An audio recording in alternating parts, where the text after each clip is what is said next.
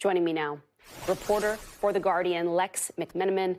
They have been covering this case for the outlet. And Lex, this was an incredible piece of reporting, just the level of detail and the care that you showed for all of the people involved here.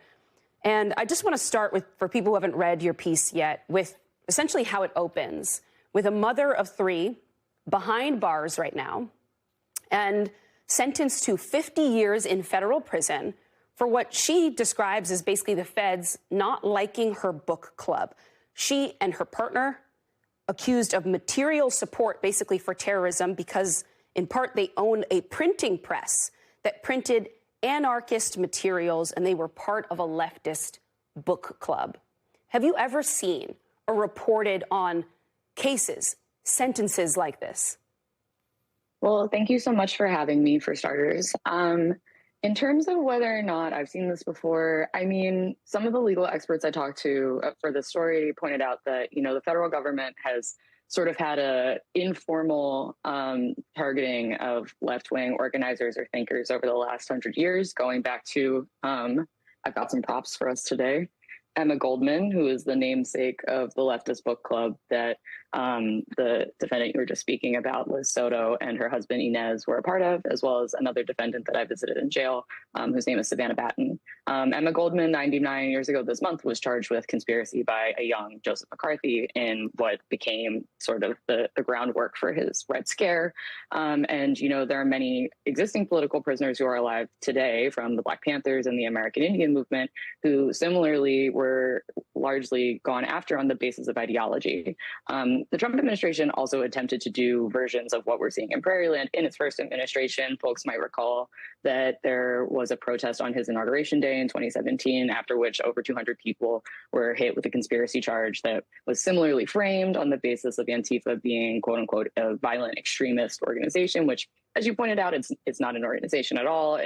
Antifa is just short for anti-fascist and is, like you said, it's an umbrella term for people of several different types of ideologies, but who broadly share, anti-fascist, anti-Nazi views. And so I don't know that we've seen, what I would say is different about this case is that this is the Trump administration's first successful guilty conviction of this attempt. We've seen other attempts at this particular style of quote unquote conspiracy case, which is how that they're framing this as a conspiracy to ambush a law enforcement officer in this particular story, as you mentioned, in the situation in Minneapolis, which is also a conspiracy case around impeding, quote unquote, ICE officers. But there was another case earlier this year that folks might have heard of called the Broadview Six, which fell apart completely. And the defendants in that case are now actually seeking an independent investigation of the conduct in that case. And so this is like a kind of what makes this case so different is. Yeah, exactly. And this is the first successful example of that pattern in their efforts. I want you to walk me through a bit more of the ground I couldn't cover entirely as I set this story up for you. Give me some background on what happened with the judge, some of the other people who are going to spend decades. I mean, these are essentially life sentences. And absolutely, I think it's important to draw a contrast here between what's happening to the people you spoke to for this piece and, for example, what this administration is doing on behalf of January 6ers. Right. So as far as I know, the longest federal sentence that any of the January 6th folks got was 22 years, which is still 8 years shorter than the shortest sentence that anyone received on Tuesday, which was in the context of Daniel Sanchez Estrada, or he's known as Dez. He's a very popular zine maker. He's a tattoo artist. Some of the flash sheets of his tattoos are in the exhibit files for this case. Devoid of all context, just flash sheets for tattoos because they were his. And then something else that I think is really worth noting, given that, as you pointed out in the counterterrorism directives, the Trump administration is absolutely linking the existence of trans people as in and of itself anti-American ideology.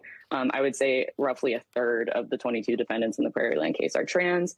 Two of the folks you had on screen, probably by no fault of your own because of the government dead naming them and misgendering them, had their dead names when you presented them.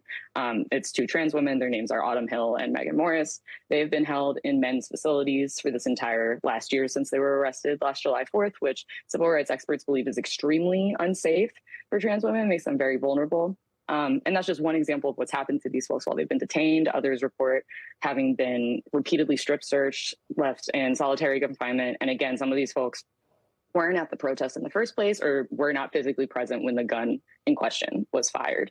Nonetheless, Megan Morris and Autumn Hill, who I just mentioned, also were sentenced to 50 years on Tuesday. So these are just really sort of like, as we describe it in the story, these are folks you would find in any state in America, most cities, rural areas too, people with tattoos, trans people, like, vegans, people who really like to do mutual aid, the type of stuff that folks in Minneapolis showed us for weeks on the news as very common community practices. And that is the basis in large part of a lot of the evidence that the FBI gathered on these folks that was then presented in trial.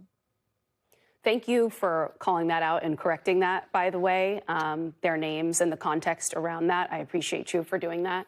Well, the government used their wrong names in the filing, so it's not your fault. It's what the government, that's what they put out there, I appreciate that, but I'm very glad that we're able to set the record straight on air, so thank you. I want you, though, to expand a little bit on what I spelled out, too, in terms of just the definition of Antifa here and that last piece. Opposition to traditional American views on family, religion, and morality. I mean, that's just, you do not need to go to law school to understand that the things that are on this list are so broad, so vague, that you could argue anybody you ever met might fall under all of or some of these categories. And I know that you spoke with experts in the course of doing this reporting. What do they make of this and where this all could go? Absolutely. I mean, you're correct. It's a totally capacious and intentionally so definition that they provided. And quickly, there's one example that comes up in the story of a zine that a lot of people in the case owned, which is a zine that is actually just a movie review of the films Hereditary and Midsommar, if anybody ever saw those, that is called The Satanic Death Cult is Real, because that is something that comes up in the movie, right? And so that was like brandished within the trial as an example of these scary Antifa activists. They're Satanists. I interviewed the writer of that piece, and she said, it feels like they didn't even open the zine. They just saw the front and saw Satanism and went, signed Antifa, scary people. And so that is sort of like the level that some of this rhetoric is working at. In terms of how this will have consequences for all of us, I mean, I think people who do this type of organizing, or even who just participate in No Kings protests over the last year and a half, have quite rightly identified that they feel surveilled and unsafe participating in this activity, and nonetheless that it feels necessary to them on a moral basis. And so as we see an expansion of the attempts to create further conspiracy cases on behalf of the federal government, I think it will make people feel more vulnerable. But I will also add that, it's worth reiterating, these cases have largely not been successful. I think that a lot of why this went the way it did is because it was in North Texas, and it was in a place that they didn't have a very robust legal support around them, as opposed to Chicago, where the Broadview case happened. But the folks who are their local community have been really doggedly organizing around them, making sure that people keep up with them while they're incarcerated, fundraising for their bail funds, and frankly, more of my props, making zines, actually, about the defendants, even though that's the exact basis for the federal